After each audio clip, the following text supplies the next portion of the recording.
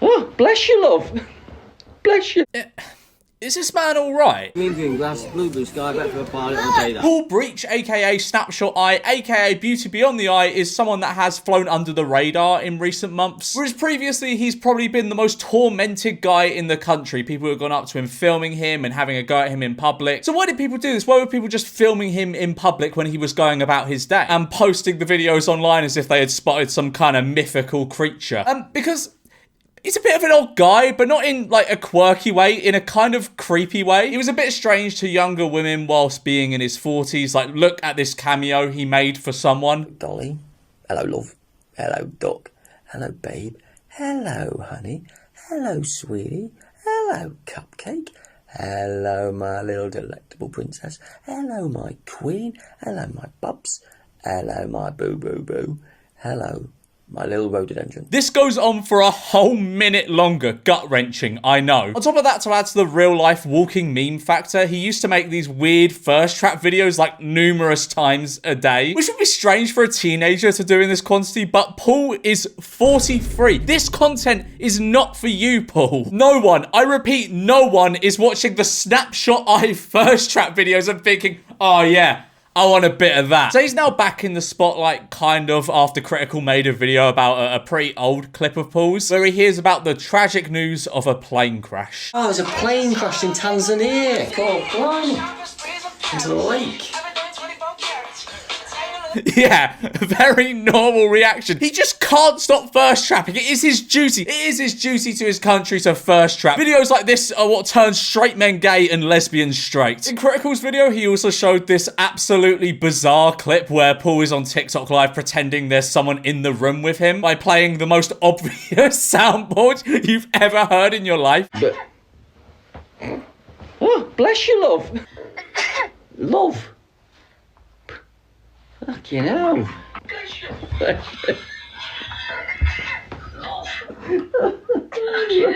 So much.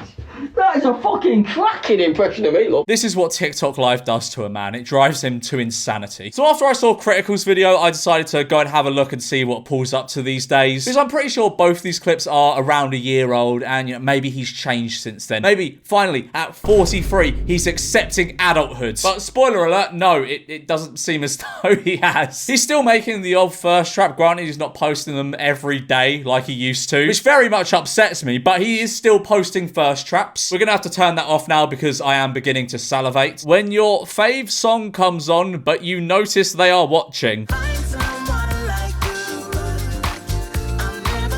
Come on, grow up. Grow up. Come on. You're 43, man. That's nearly as old as my dad's. I just imagine opening up TikTok one day to see that your middle-aged dad is just making videos like this. I don't know why he does it, to be honest. It only seems to bring negative things into his life. But I don't know. I guess, as I said, it is his duty to his country to first trap. But he's also been giving his audience some life advice, it seems. If you're taking life advice from Paul Breach, aka Snapshoteye, aka Beauty Beyond the Eye, then I'm sorry, but you are a lost cause. 43-year-old, wildly worldly advice from moi to you, people who are just starting out, the people who are talking about meeting someone who they love, fancy, or just want to connect with. Oh, dating advice from Paul Breach. Yeah, no one has taken this. All right, here we go. Number one, when you meet them for the first time, they don't run away. It's a big sign that. If they do run away, don't chase them. Just accept that it's probably not going to work out. All right, cheers, Paul. Part two, if they cry, it's also, no offence to you, it might not have started on the best foot forward. I can't tell if he's joking or speaking from personal experience here. It's easy on TikTok to work out which generation you're from. Do you remember back in the day when we used to have our picture taken? You'd either go, or you'd go, or you'd go. Nowadays, you either go,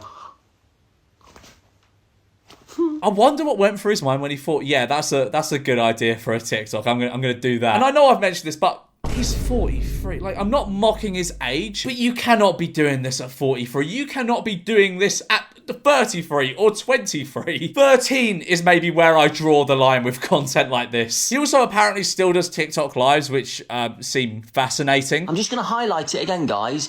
I've never been interviewed or spoken to by the Nino people. Yeah, something tells me if you're in your 40s calling the police the Nino people, that isn't true. You think it's funny to take screenshots of people's NFTs, huh? At the beginning of the month, there was a Bored Ape Yacht Club, which if you don't know what it is, it's like an NFT of a monkey that costs like £1 bajillion. They held an event in Hong Kong, and it looked kind of tragic. Let's go.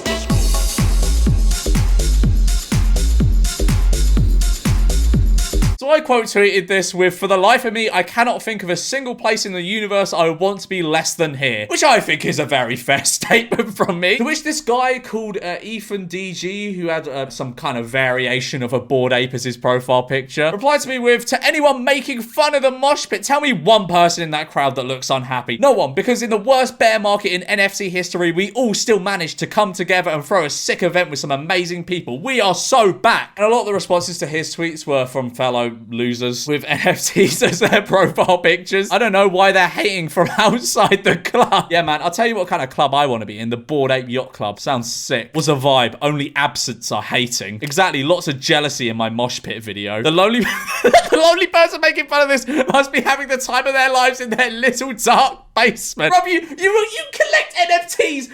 Who are you calling a basement dweller? And other than just having the sort of mosh pit you may see at a Kids Bop concert, there were some big oversights. Like, dangerously bad oversights. Posting that in the hope my friends suffering from the same issue realised they need medical attention ASAP. Thanks for the great Ape Fest logistics, guys. Incredible event and met plenty of amazing people. This is a really funny sentence when when you see what it is followed up with. Still, as dozens of others, I've almost lost my sight this night. I'm being taken care of by doctors now and have only good intentions by writing this post. To all my friends who suffer now, go get your eyes checked. You've likely most literally got your eyes burnt with UV like I did, which requires medication, eye drops, eye protection, antibiotics, and specialist care. Don't ignore this hazard. Without proper treatment, it may cause long-lasting vision impairment and other serious damage. I don't know why he said in this post, "Thanks for the great event, guys. But no, I just need to take medications, eye drops, eye protection, antibiotics, and specialist care to recover from the massive oversights at this event." Like, as you can see from the picture, they use like these UV lights to have this cool like aesthetic, I guess. But that cool aesthetic comes at the cost of people's eyesight and their skin, because each one of those essentially emulates the sun. They're the things that get like put in tanning beds, so they're powerful. I don't know how the geniuses of Bored Ape Yacht Club didn't look at a load of UV lights and go, maybe this might cause problems for our patrons. And of course, this wasn't just like an isolated incident. There wasn't just one or two people that got burns or were affected by it. There was a lot of people. 3 a.m. woke up, eyes burning. I could barely open them. Getting a few pings on eye issues from ape friends. Is that how they refer to each other? Ape friends. They were up close with us front stage at Ape Fest Hong Kong. I woke up at 4 a.m. and couldn't see anymore. Had so much pain and my whole skin is burnt. Need to go to the hospital. The doctor told me the UV of the lighting of the stage did it. It has the same effect as sunlight. Still cannot see normally. Anyone else's eyes burning from last night? Woke up at 3 a.m. with extreme pain and ended up in the ER. I saw a couple reports, but just trying to figure out if there was a common thread. Yet needless to say, if like half the people that went to the event come out with sunburn and eye issues, it's probably not a very good event. So anyway, I replied to Ethan with, "People literally went blind and got UV burns, you massive dork. What are you on about?" He replied with, "Being 5 foot, you would have died in the mosh pit. I have you know I'm 5'6.5". So I said, "Your silly JPEG monkey investment will cripple your family financially for generations," which is true. So he said crippled like you would have been in the mosh pit, to which I replied with, "Your mother will weep as she has to sell her house to cover your losses." He didn't reply after that. Get into random houses, let's go. Mizzy of walking into people's houses without their permission fame has gone to prison. Well, not really prison. He's been given 18 weeks in a young offenders institute. Now, I don't know why he was put in a young offenders institute. In the article here it says he's 19. That's an adult. That's not a young offender. So earlier on, for context, he got served a court order being like, you can't film other people. The court order banned him from sharing videos of people without their approval. He was found to have deliberately flouted the order within hours of it being passed in May. In one video, passers-by were in the background as Mizzy said to the camera, "The UK law is a joke." Yeah, I mean, you've now been put in a young offenders.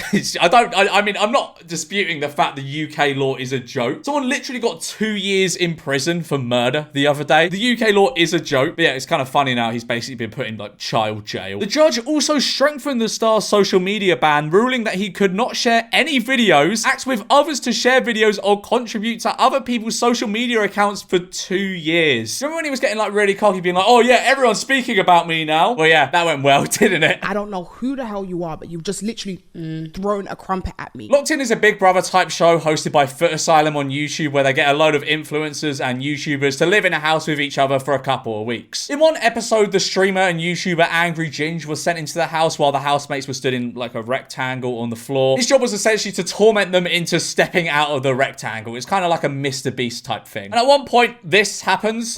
Take the loudmouth, shut up talking, will you? Me. 700 people here. It's not all about you, Joyce. Me.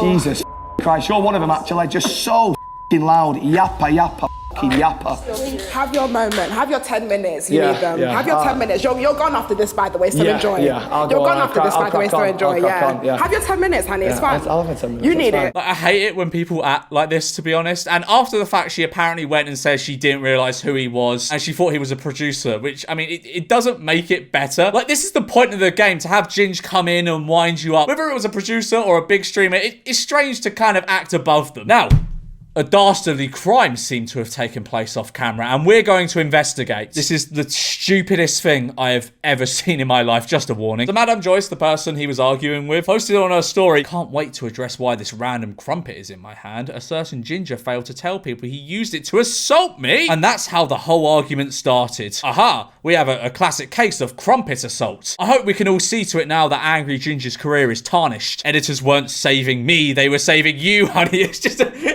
a picture of a crumpet on the floor.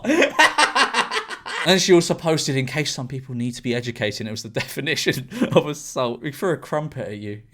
He threw a crumpet at you. Would you want people to cancel him for throwing a crumpet at you in a game? But she went on some podcasts to speak about it. So Angry Ginge comes back in and has a crumpet in his hand, and he's literally picked it and he's like, well, you can fucking have that then, and literally hits it in my boob. This guy has just thrown something at me. I don't know who the hell you are, but you've just literally thrown a crumpet at me. It's a crumpet, man. Come on. And Angry Ginge responded to this. Editors weren't saving me, they were saving you. I mean, she can come for me all she wants at the end of the day, I don't ask. Yeah, I loved the crumpet at her. I also loved a pea at Tennessee. I loved sweet corn at Star. Assaulted by a crumpet. You're going to prison for a long time, bucko. But being real, I do not know what she was trying to get out of this. Did she think people would be on her side being like, oh my God, I can't believe he threw a crumpet at you. God, he should be cancelled for this. He should have all his social media accounts taken away. Or even better, he should be put in prison for that violent assault. Yeah, I don't know. I saw this whole thing go down and I thought it was just really, really stupid. Like and subscribe or I will throw a crumpet at you.